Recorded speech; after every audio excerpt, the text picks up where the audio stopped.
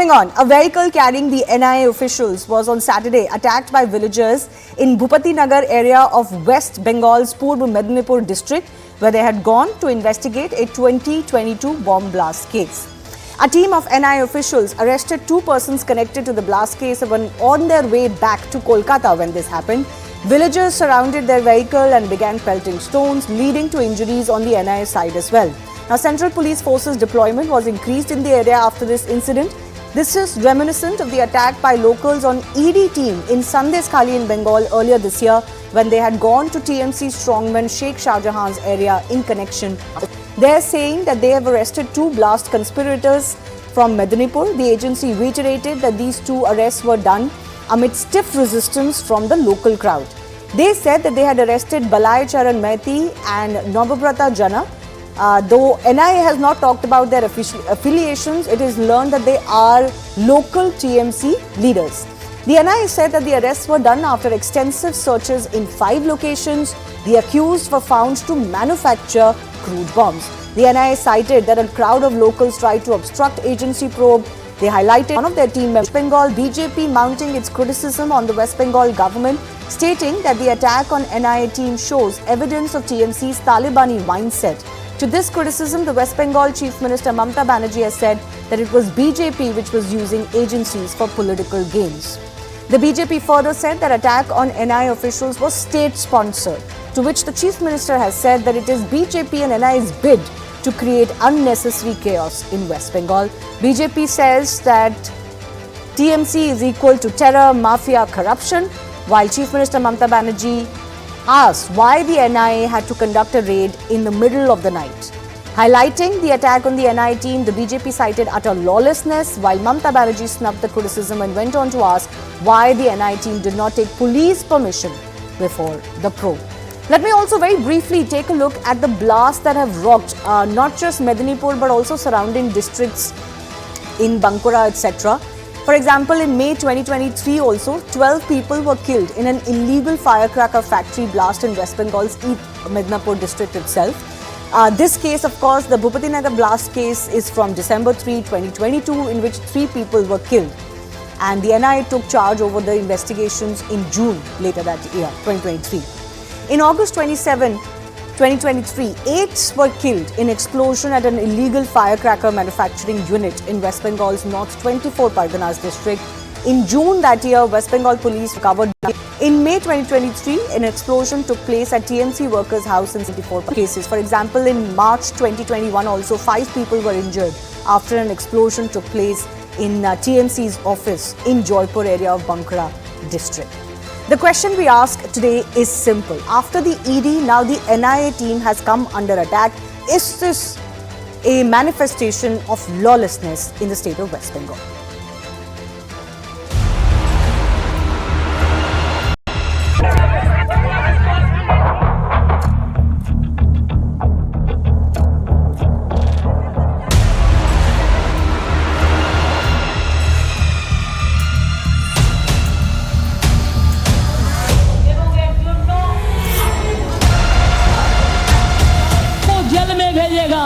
TMC चाहती है कि उसके तोलाबाजों को, भ्रष्टाचारी नेताओं को आतंक का खुला लाइसेंस मिले. This entire episode is constructed by NIA, both NIA and BJP. Japan NIA, Mamata Banerjee has the police. আজকে তো এনআইএ এর পর্দা ফাঁস করে দিয়েছে, দেখেছেন তো আপনি.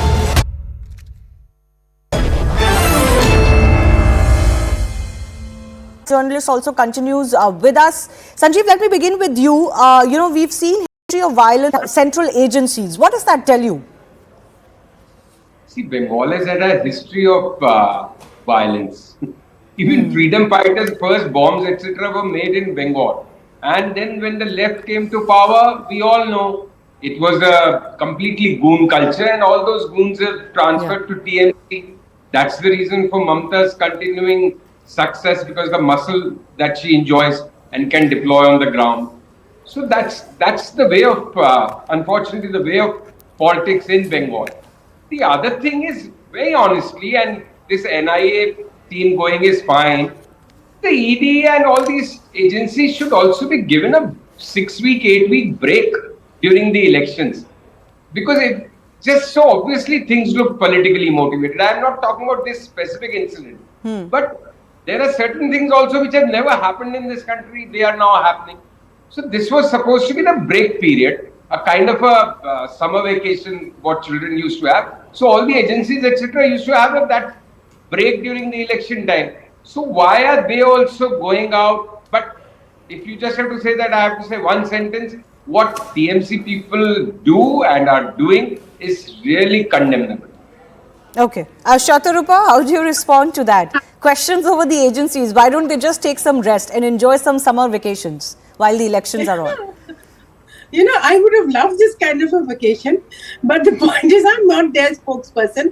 I don't really know whether they're concerned about the fact that they're being sent out in the heat or not. But on a much more serious note, you know, yes, it's most unfortunate what Mr. Srivastava said. The Bengal is known for its violence during elections. And also, I completely agree that the CPM goons have changed over to Trinamool goons. So, although Trinamool had come with the promise of fair and no non-violent elections, they're back to it and they're doing a better job, or rather a worse job at this. Now, you know, as far as NIA is concerned, you will have to agree that the NIA was called by the High Court because the state police did nothing about now it was just burst so much that they brought a house down and the person concerned who was killed is a Trinamool Karyakarta and the murder of their people is being investigated by NIA. Now, another thing I would like to say is, you know, this whole hue and cry about, they are against each and every single central agency, starting with governors, with election commissioner, they've just kind of spared the President of India as of now. But the basic thing is, they are somehow crying foul at whatever happens, anything. I mean, if you look at it logically, if the state police had taken adequate action, then there was no need for NIA or CBI. No, but how do you respond to the charge? And I'll take that to Sanjeev also. How do you respond to the charge that the central agencies should also act in confidence and in cooperation with the local police? They shouldn't land up, as TMC has alleged, both in the case of Sandesh Khali initially and even in this case, they shouldn't just land up without realizing what the ground realities are. Yeah, there are agencies who are inquiring, who are investigating. Of course, they should be informing the state police and the victim and the people who, the protagonist, and say that please wait, I'm coming to arrest you, don't run away, let's cooperate, let's do this very well. It doesn't happen. Police have gone on record saying that. But there has to be a surprise element. I mean, they would come an hour or an hour. Let's ask the same question to Sanjeev as well. Because Sanjeev, these two individuals who are connected to the TMC, although at a ground level and a local level, and main masterminds of sorts as far as the alleged bomb factory is concerned, attached to these people who are strongmen in their areas and not go. That's not how agencies can. This debate really happens is because not all cases are exactly similar to the one we are discussing right now.